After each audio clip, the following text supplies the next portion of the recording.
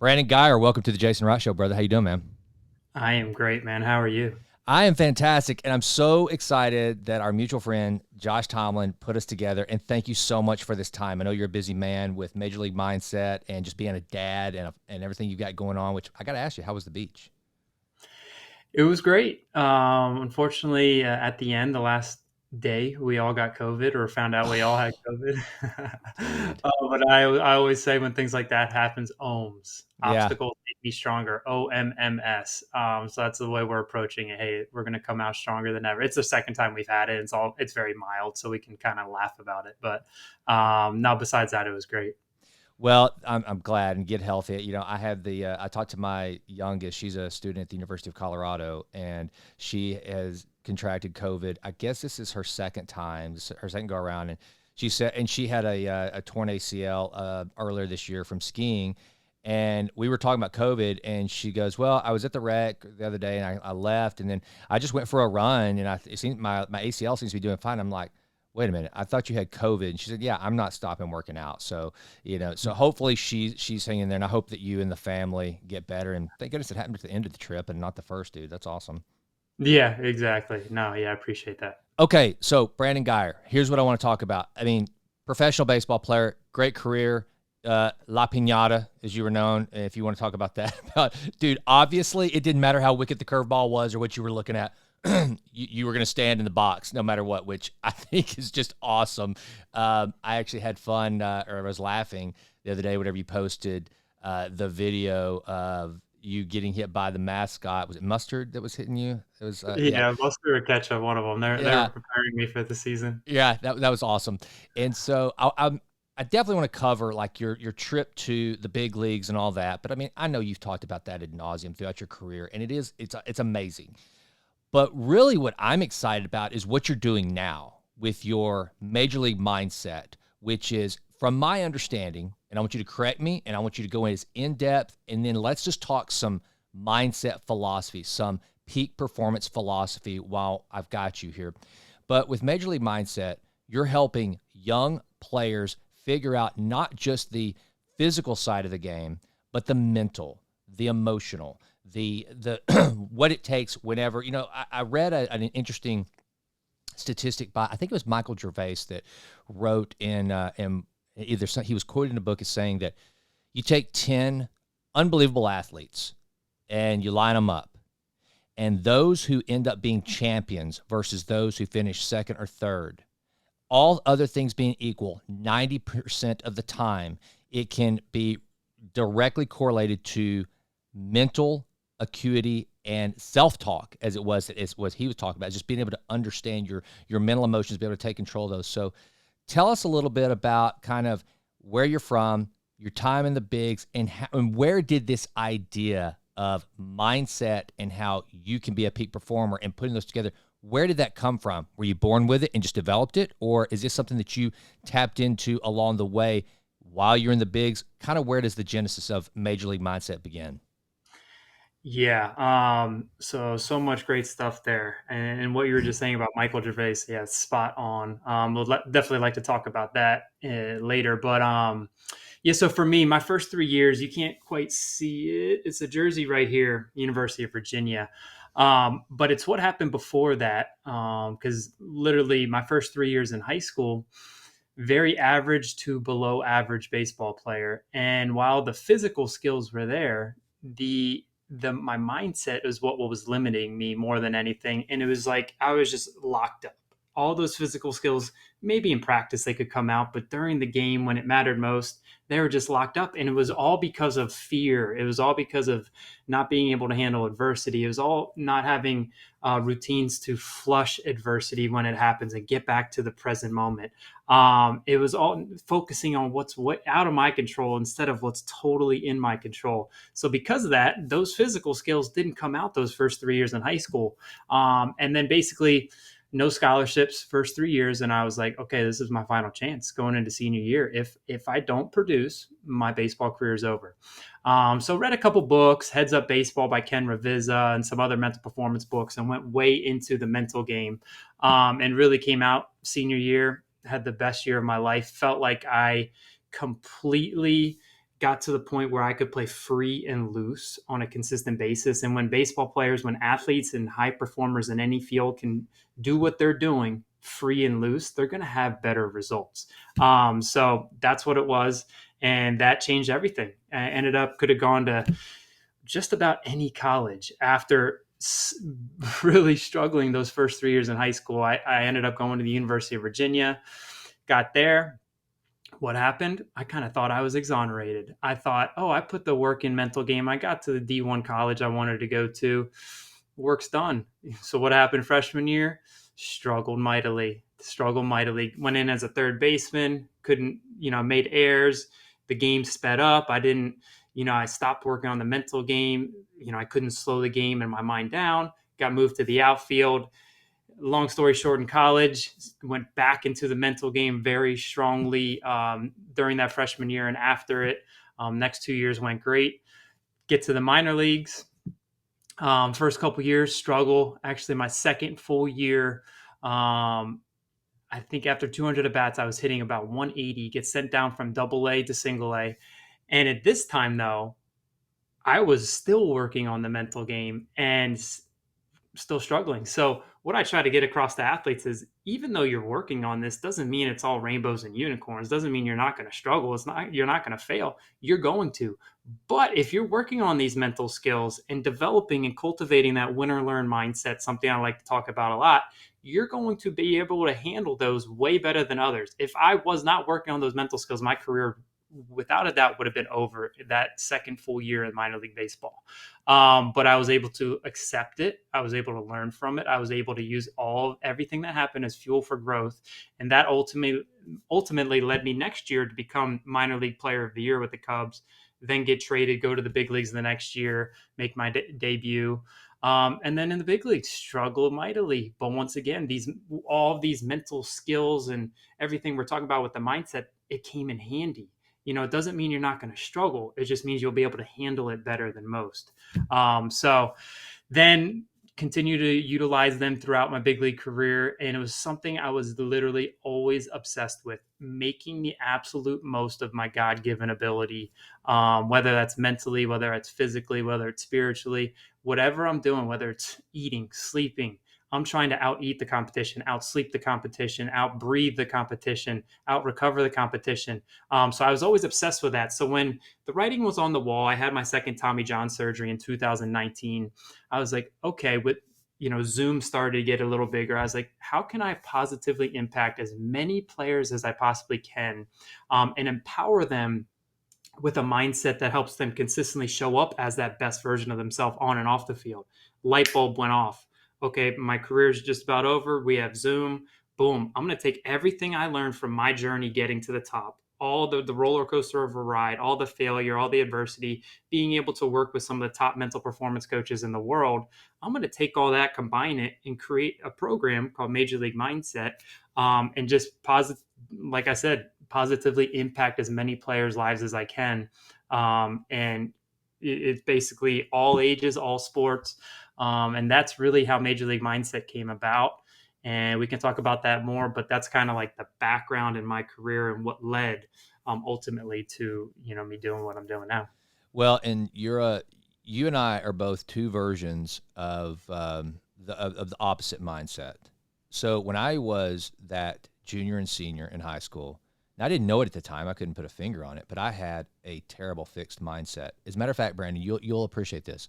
So my entire baseball career, and I was gifted with the natural talent. I mean, I was fast, I was big. I was a naturally gifted athlete, but with a fixed mindset, I thought anything that is required of me beyond my raw athletic ability, there's nothing there. I never even considered the mental aspect of the game at that time. And so I would do things like abandon my batting stance, and I would try to copy. I try to become, I remember this as clear as day. I remember my junior year trying to, in mid-season, change my swing to look like Ken Griffey Jr.'s. And by the way, I was a right-handed hitter, trying to, recreate. And for my entire career, I had always, Josh and I laugh because my hero was Dale Murphy, who he knows through the Braves organization. And so I always took 3 swats, stood like Murphy. That was my power stance. That was my, from the time I was a little kid, because I was copying my idol. And then if I had 2 strikes, I would choke up. I looked like Wade Boggs. And I was a great contact hitter when I had to be. But then in those later years, all of it went for naught because I didn't have the right mindset. So the fact that you were able to tap into that at such an early age, man, I envy that, because I am an example, and I actually teach a course on mindsets as well. And I'd love to talk about some of the work of Carol Dweck that we've kind of mentioned offline to each other. Whenever I teach that class, I tell people, look, I'm like kind of like a recovering fixed mindset sufferer, and trying to help people understand that it's not just about, and this is what I'd like for you to kind of take off on, if you would. A lot of people, when they hear guys like us, and I love you talking about, trying to optimize in every area of your life. That's what the whole Vitruvian Project is about, the perfectly proportioned human, improve always and always. I mean, dude, you are talking my language. When people hear us talk about a growth mindset, immediately they probably have visions of Napoleon Hill and Tony Robbins and kind of the motivational think big, if you believe it, you can achieve it.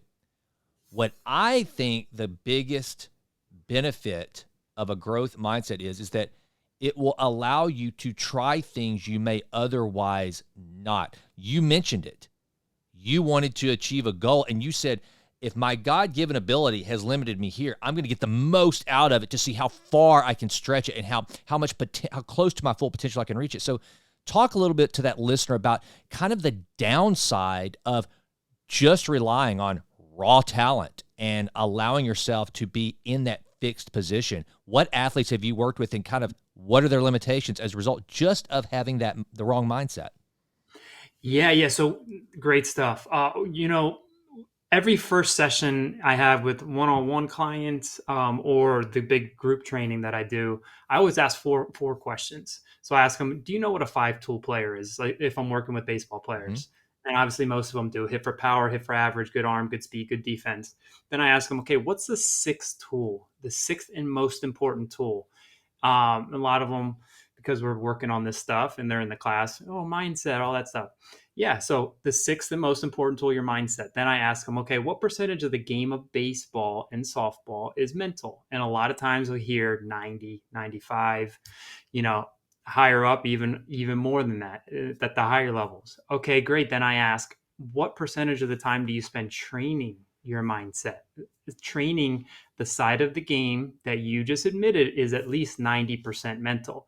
And ask that to hundreds of athletes of all ages since retiring. And the answer I usually get is 0 to 5% of the time. Wow. And obviously it doesn't make a lot of sense. And the reason for that, there's a couple reasons. They don't know the importance of their mindset, or they've never been taught how to train it in an intentional and structured way, or they have what you're talking about, a fixed mindset. They think they're either born with confidence, born with mental toughness, born with elite focus, or they don't have it. But the truth of the matter is, we can train our mindset and mental skills just like we can train our body and our physical skills, because literally every human being has the gift of adaptability, the gift of growth, the gift of change, but very few either take the time to work on their mindset, whether because they're young they just want to sweat, and the mindset stuff isn't fun to them. But I promise you, once they notice the difference, and you feel a difference once you develop this mindset, all of a sudden you fears that you used to run away from, and adversity that you used to avoid, you now approach that stuff and you look at it like the advantage that it is, and you use it all as, you turn that fear into excitement and use it as fuel for yourself. It changes everything. You're now controlling what you can control. You now have routines to put you in the best position. You're now acting like a warrior instead of a victim when things don't go your way. And it literally changes the whole game. And you talked about something earlier about, I forget who you said it, Michael Gervais, I think, about, Mm-hmm. the players with the physical skills, but the ones who Mm-hmm. reach, champions and all that stuff are, just because of their mindset and mental skills. I like to think of it like this, and I remember, I think it was Matthew Fitzgerald in one of his books, or someone I heard it a long time ago, is basically we all have a physical wall people call it a ceiling at times, but I like to think of a wall of our physical abilities. We can only get so far. Now, what enables you to get as close as you can to that wall or your true physical potential is your mindset or your mental skills. So when I go around and speak and talk, I say, guys, this is the most simple, or the simplest way I can get across to you of how you pass by those who have more talent than you. So yeah, maybe their wall's a little further down than you of their physical ability, but if they're not training their mindset, they're only going to get so close. And you are, and your physical walls here, that's simply you're putting the work on your mindset. You have that growth mindset or major league mindset. You're getting as close to that physical wall as you can, and boom, you just pass by all those others who aren't doing that. So yeah, the growth mindset. I kind of put a sports twist on it. Instead of fixed and growth, I like to call it average versus major league mindset. And it's basically everything you were talking about right there. And yeah, I think, did I answer your question there? Absolutely. That is so spot on. And so tell me what you do, like you talk about training this. And for those athletes, like for example, I tell you one of the, just a sidebar, you made me think about this before I ask that next question. Not only has it made me, now that I've started trying and exercising these practices to develop a growth mindset, not only am I willing to try things I otherwise would not, but man, it short circuits the negative thoughts. It really has, it gets me back. Like, for example, if I'm struggling with like developing this course I'm talking about, it has been an absolute beatdown, Brandon, because I'm developing an app for it and all this stuff. And it has just, I mean, man, it has tested me. And so in my mind, that Michael Gervais self-talk will come and go, dude, you just freaking suck at this. This is an absolute beatdown. But then I'll go, but you're going to get it. It's not, you're not getting all the pieces put together yet. And that's one of the things that Carol Dweck talks about is she went to visit this school in Chicago. And now this is, to some of the listeners, it's going to sound something like the typical millennial woo-woo nonsense, but this is one that is actually right on the money. If you ever study Carol Dweck, good grief, if more of our kids today could understand some of her teaching and what it means to have a growth mindset. She went to this Chicago school. They're doing some research, and the teachers there, instead of giving a pass or fail, they were giving a grade, not yet. And she inquired about that. And she said that these, instead of, like we have these, there's the one version, the self-esteem movement, which she talks about the problem with the self-esteem movement. She said, instead of just giving them some like a, hey, good job, you tried, it was not yet. That means that not you failed, because a fixed mindset, failure is not just an instance, but it's an identity, right? So like a guy like me, I wouldn't even try something that I might fail at, because if I fail, that means that I am a failure. So they put this tag on it of not yet. So I have really adopted that in my self-talk of saying, Jason, like for example, I suck with directions. Mrs. Wright can confirm this 100%. I suck. I can't find my way out of a paper bag, dude. So, but I just say, I'm not good at directions yet. One day I will be good at directions. But it really short circuits the negative talk. But for that guy, man, because I gotta believe if an athlete, if a baseball player is coming to Brandon freaking Geyer for help, for training, this is probably a stud that has a lot of talent, that has a lot of ability. How do you start to train them to make, as part of their default mode protocol, to get into a growth mindset versus it's, they got a 3-2 count, there's a runner on third, they're one run first and third, they're one run down, whatever the scenario is. And instead of getting them to tense up, how do you start to teach them to default to the tools and tactics that you're teaching them that involve that growth mindset? Where does that begin? Yeah, so it always starts with the very first session, kind of going over the difference between the average. And I actually have a worksheet that I show them, difference between an average and a major league mindset, or difference from a fixed and a growth mindset. So kind of get them, introduce them that way. And then the very first thing I always cover with every athlete is I get across to them that, yeah, while you're playing the game of baseball, or while you're playing softball, or whatever sport you're playing, that's not the ultimate game. We can go back thousands of years, where, ancient philosophers like Marcus Aurelius or Seneca or Epictetus, And they say the same thing as modern day positive psychologists and philosophers. The ultimate purpose of life is to become that best version of you in service to something bigger than you, in service to your family, your community, your school, your team, your friends. So I want to get that across because a lot of these guys have this identity. Oh, just a baseball player. Oh, I'm doing everything I can to get to the next level. And then what they do is that adds extra pressure. It drains your confidence, drains your focus, drains your energy. So I first try to get across to them the ultimate purpose in life, and then I try to say, okay, that's the ultimate purpose.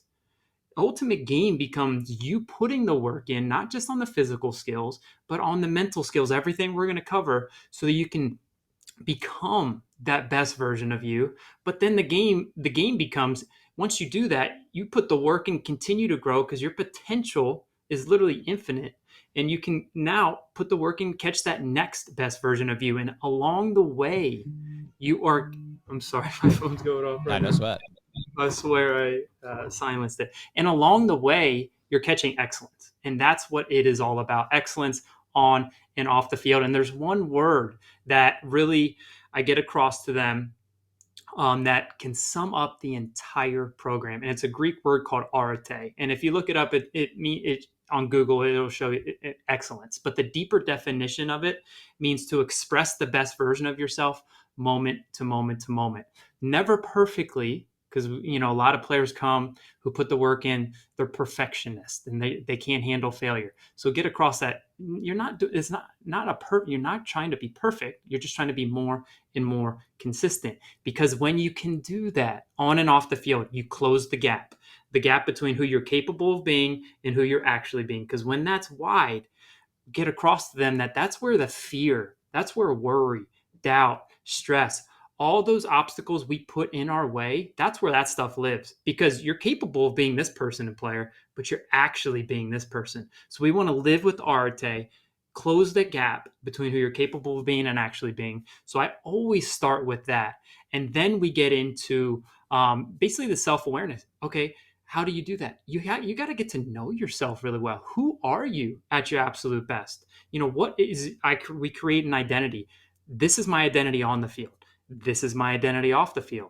So that way you're not taking things that happen on the field off the field. Boom. Okay, I'm off the field. Now I am a kid last class. I'm a world-class athlete on the field. Off the field, I'm a world-class person. Okay. And then after that, we go over qualities. Okay, what qualities do you embody as a world class person? Are you generous? Are you loving? Are you connected?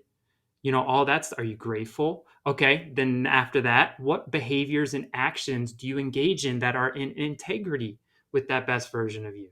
And then we kind of go through that, build that self awareness.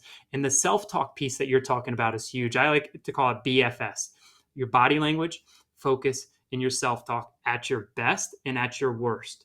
Getting to really build that self awareness muscle so you know who you are at your best and at your worst too. Because then you'll notice when you're starting to spiral down out of control, you now have the mindset and mental skills to catch yourself and spiral back up into that best version of you, putting yourself in the best position to succeed by funneling all your focus to the present moment. You're not thinking about the past or what could happen in the future. Literally, you're only right here, right now. And then kind of from that, we go into something which is my favorite milestone that's called anti-fragile confidence. Mm. So basically anti-fragile, and stop me if I'm going on a riff Dude, here, but keep going. You're dude.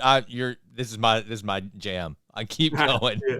Oh man. So basically anti-fragile confidence. I try to tell, okay, anti-fragile. This is, you think of being fragile. Obviously, we don't want to go through life on or off the field being fragile and break easily. Then on the spectrum up from that a little, you have resilient, which is great. When you're resilient, you bounce back quicker than the majority of people. But still, the more life hits you, the more baseball knocks you down, you could eventually break even when you're resilient.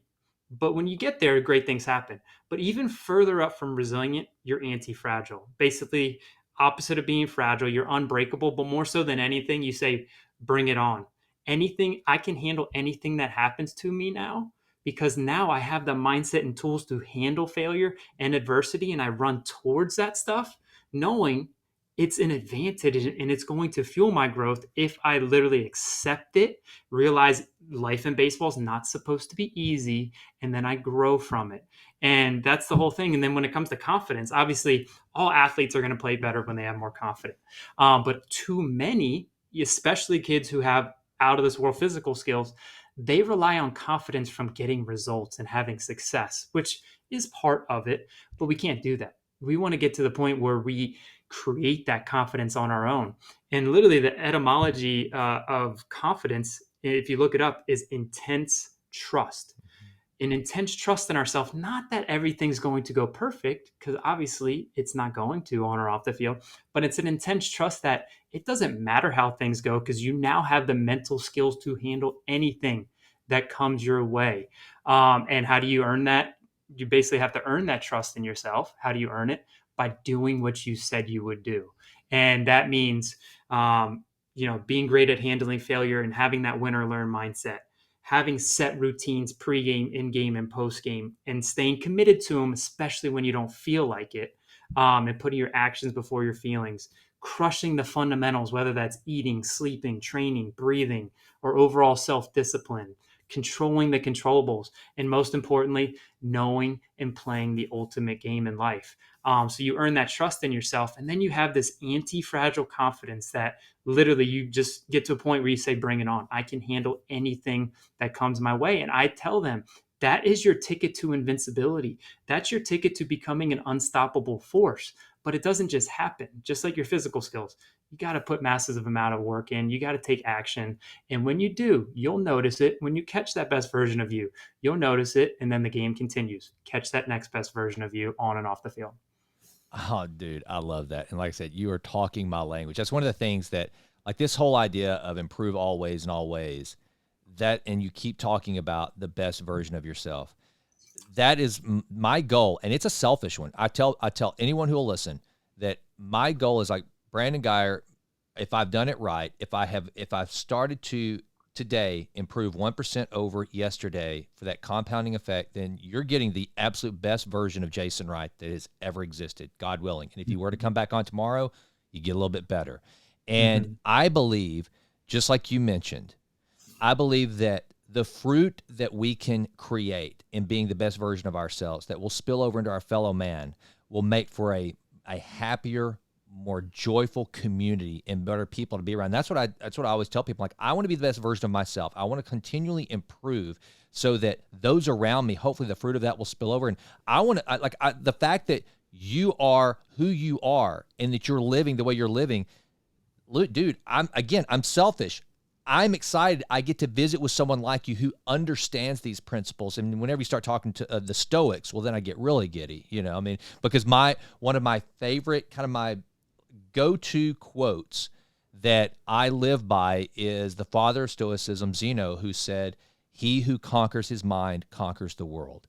And it seems like for me, and I think a lot of people, taming that monkey brain is one of the hardest things on earth. And if you can conquer that, because ultimately, as the Stoics realized, our universe, our world is between our ears. And if you can start to conquer that, well, then that's the only one that matters as far as management.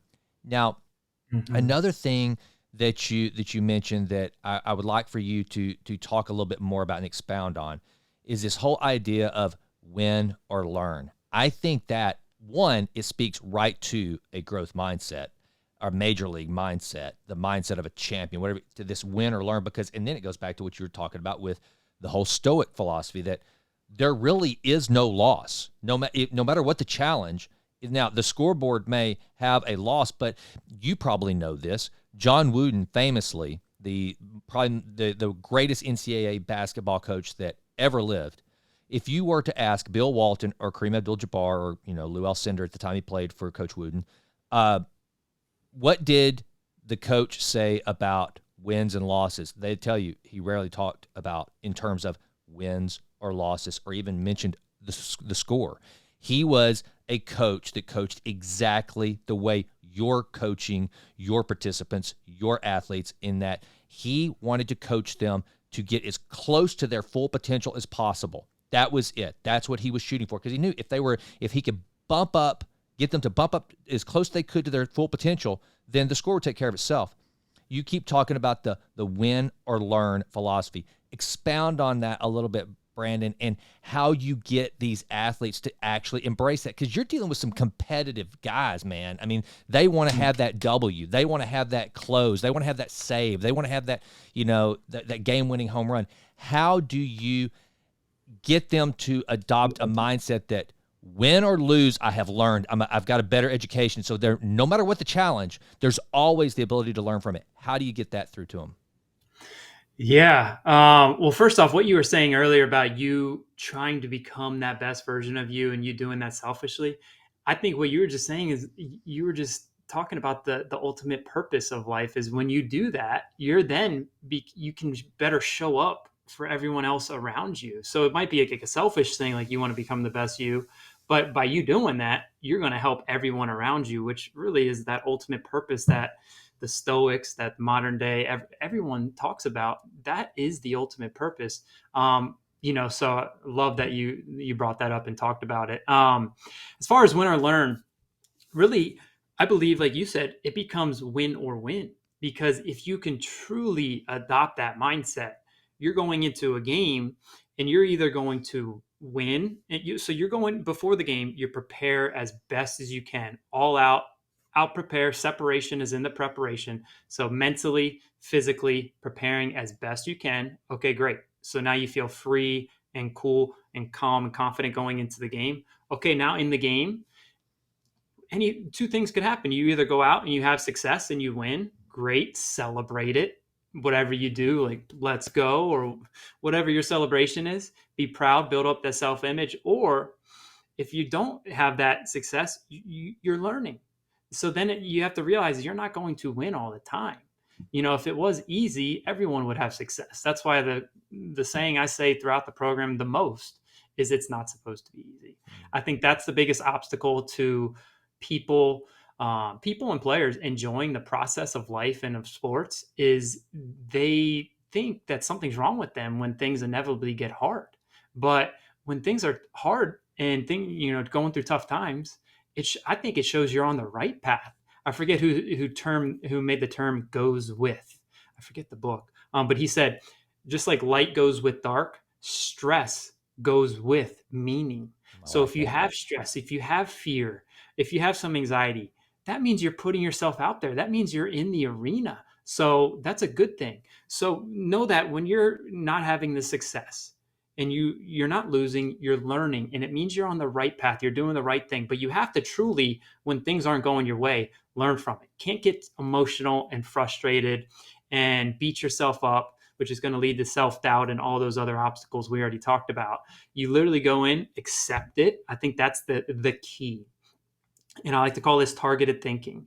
If things aren't going your way, the secret weapon for warriors is targeted thinking. Okay, accept it first, then ask yourself, what do I want? What do I want right now? Say this isn't during the game. Something didn't go your way. Boom. Okay, I'm going to accept it. There's nothing. Don't argue with reality. I think Byron Katie said something along the lines of, don't argue with reality because you're only going to lose every time. So accept it. Ask yourself, what do you want? And then what needs to get done to do what I want, to get what I want, and then go do that thing. It can be that simple, but we don't ask ourselves those questions enough because we get so emotional and frustrated when things don't go our way. So when you have that win or learn mindset, you are literally either having that success or you're learning. And that's how you ultimately pass by others when you're going through tough times. And I like it like this. We are all, I think of it like a little J curve. On and off the field, we are all going to fall. So we fall, boom. Okay, step 2, we learn. But if you don't, you're going to rise the same or weaker than you were before. But if you fall and you learn, you're going to rise stronger than ever. So That. fall, learn, rise stronger. But too many athletes, talented and, every kind of athlete, they don't take the time and they get so emotional, but when they're not having the success, which is good, you're a competitor, you want to have success, but at the end of the day, when you truly cultivate the win or learn mindset, you have more fun, you feel less pressure, and you put yourself in the best position to succeed, knowing that it's win or win. I love that, man. So, That is just so money because it's taken me years to realize that there is no downside, that there is no, that's when I talked to, and it first, it really, where I put it into practice for me was like in this whole idea of eliminating regret, making sure that, don't avoid something just because you may not win. Like I ran for Congress one time and if nothing else, I remember I had said, no, I'm not going to do it. And then when I decided to finally do it, the main reason why is because I knew that I would be regretful forever, wondering what if. I hate the what ifs. And then I just read this book, a really good book that just to recommend is a fun read, Daniel Pink's new book on the power of regret. And he talks about these 4 foundational regrets on action, regrets on inaction, moral regrets. And then I think a foundational regret is like not saving enough money or something like that. But one of the things that he talks about is that most of the regrets that people have, the hardest ones, are the chances they didn't take, the actions they didn't take. Like an action that you take and you fail and it didn't turn out well. Like for me, I took the action to run for Congress. I got spanked, but I don't regret it. And for the loss didn't cause the regret. Now it cost me a lot of money and time and energy, but I don't mhm. regret it because I can go, I know there's a finality, but had I not, the regret is greater. And so having that attitude of there is no downside to this, then that changes everything. Now, one of the things you mentioned there, talking as well as a post that you made yesterday, I had to bring it up. It looks like you've done some Mark Divine reading, one of my favorite Navy SEALs of all time. You talk about feeding the wolf. Talk to this audience about the different types of wolves that we have the opportunity to feed, and we get to choose which one to feed. Give them a little bit of an idea of what, expound on your post from yesterday.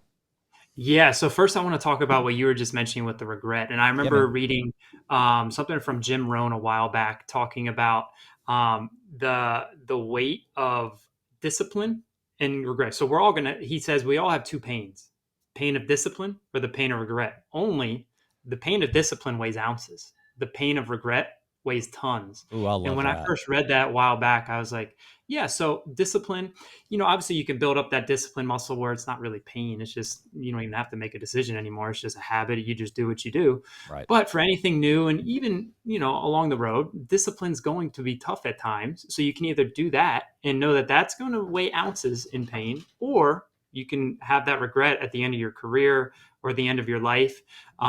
Whether it's, I always like to do this exercise with athletes. You're at your funeral or you're on your deathbed, and that best version of you walks in.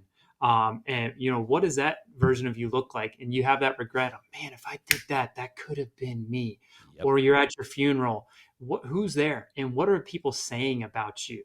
That I love to begin with the end in mind, so they can really see who what they want to say about them. Then they can, right here and right now and in this very moment and every day, live in an integrity with that version of them and what they want people to say about them. So just thought I'd bring that up. That always struck Love it. me when you were talking about the regret. And then the other question, I'm losing my train of Mark thought. You're Divine, feeding the wolves. two wolves, two wolves. Yes, yes. You shot that? I'm sorry, my family just walked in. Dude, this is a Make sure. family show. Bring them on. There's no interruptions. There's no big deal, dude. My dog's been walking back and forth. My son just closed the door. We're good. No sweat, So man. self-talk, the two wolves. Basically, I believe, and I'm sure you're along the same mindset, that the dialogue going on in our head is the most important thing we have going on at all times. And we have those two wolves, or you can call them whatever you want to call them: powerful, powerless, empowering, disempowering, uh, positive, negative, good, bad. We all have those throughout the day. And the way you feed those wolves is with your self talk and your beliefs and your thoughts. And, I believe the number one skill for all athletes, and probably arguably all people, is being able to control the controllables, control what you can control. Yes. And I think of everything in your control, obviously your responses in certain situations, your effort, present moment focus, all super important. I think your self talk and your positive self talk is the number one thing in your control that the majority of people don't take control and feed their mind positive thoughts. So I think, really throughout the day, and, whether it's, say, baseball, with all the adversity and negativity in the game, it's hard. And the game of baseball is hard. So we're going to be having these negative thoughts going in our mind. But if we can stop and we can take control, and we have certain mantras, like I basically have this Major League Mindset wristband that I send to everyone that goes through the program. So I'll just mention some mantras that I have them, either right under the bill of their hat, or they wear this, so it reminds them to feed that powerful wolf. So Arate's on there, breathe, to remind them to take that big league breath. Ohms, obstacles make me stronger. Bring it on. You feeling fear or anxiety? Bring it on. This is what you train for. Win, what's important now. Kiss, keep it simple, stud. And then pitch one, meaning every pitch is pitch one. No matter what happened the pitch before or what could happen in the future, approach this pitch and compete with all you've got and try to do your best to win this pitch. Actually stole that kind of from Jeff Bezos, who I know he talks about it with his Amazon employees. Every day is day one. No matter what happened yesterday, good or bad, today is day one. So literally when I get out of bed every day, I tell myself, day one, let's go. So I changed it to pitch one. Okay. Every pitch you're hitting, pitching, or on defense, it's pitch one. Let's go compete with all you've got. So basically those are just some mantras, ways to take control, ways to inspire you, to push you forward, to push you into action, to feed that powerful wolf, have that wolf win, and put you in the best position to succeed. Because really at the end of the day, that's what baseball is all about. You're putting yourself, doing everything in your control to put yourself in the best position, dominating your process, executing your protocol, and then whatever happens. Then when you have that, then you do that, you have a win or learn mindset, boom, instantly you feel less pressure, you're more confident, and you're having more fun. And when that stuff happens, they play better. So I just want to tell a quick story. For Major League Mindset, for the 8-week program, I bring on former teammates, and Josh Tomlin's actually coming on this next class. But the very first class I brought on Brad Miller. He plays for the Rangers now. He's had about 10 years in the big leagues. And he told us a story, and I had no idea about this story. When he was at Clemson as a sophomore, he led the nation in errors. Statistically, he was the worst shortstop in college baseball. Junior year, he went on to win the Brooks Wallace Award for the top shortstop in the country.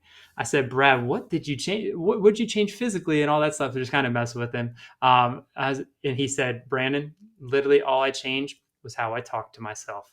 Instead of, sophomore year, I was saying if I would make an error or it was a big TV game, I'd say, oh God, don't hit the ball to me. It's kind of just defensive and kind of avoiding that. I didn't want the ball hit to me. And then of course, if it was, I would make an error or something like that. So junior year, he said, I started to think of, in my head, I'm a vacuum. He said, I would tell myself, vroom, vroom, say, hit the ball to me. I'm going to make a great play. So he went from being on defensive, feeding that negative, disempowering wolf, to feeding that powerful, bring it on wolf. And that's all from your self-talk. And he said the self-talk is what changed everything. It led him to be a first-round draft pick, having a great MLB career.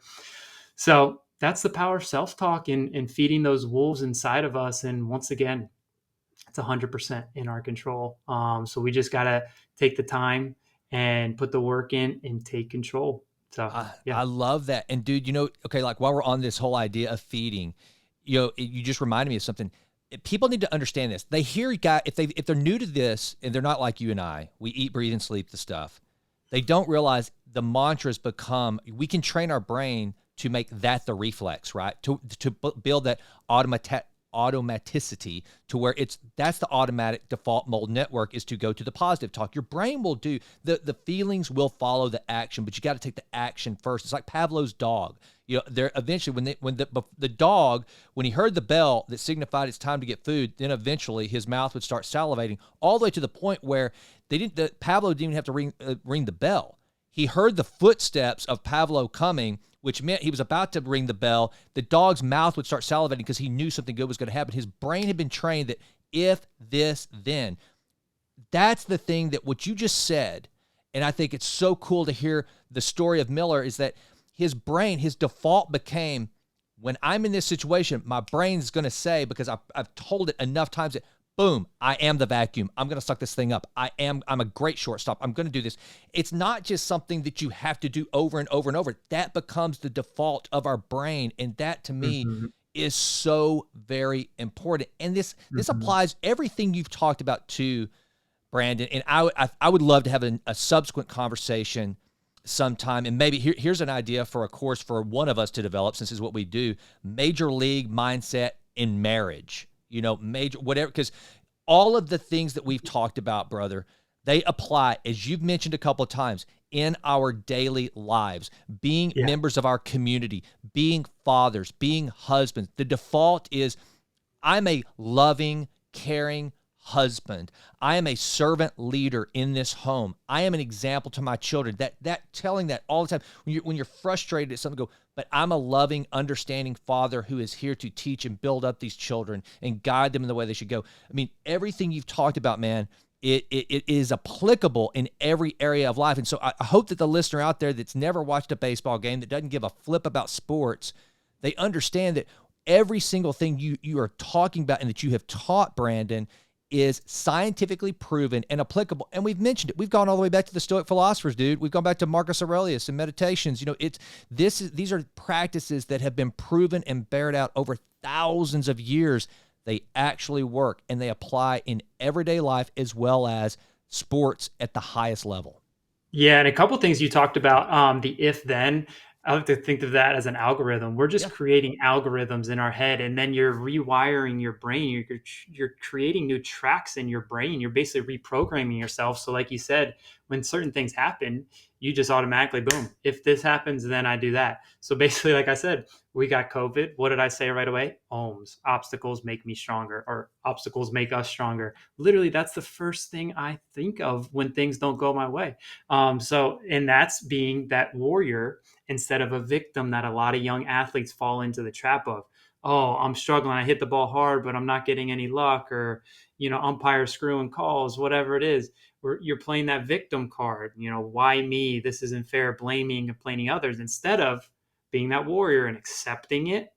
What do you want? What needs to be done? And go do that thing. You're going to get what you want more often when you do that. That's the funny thing about it. And then also, when you detach from the actual outcome or result on or off the field that you're after, and you just simply dominate your protocol, and your checklist for success, based on whatever it is, everything in your control, that stuff comes to you more often.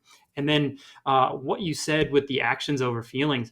So my chart where I have go over the difference between fixed and growth, or average versus major league mindset, I put a star around that. I think that's the most important thing.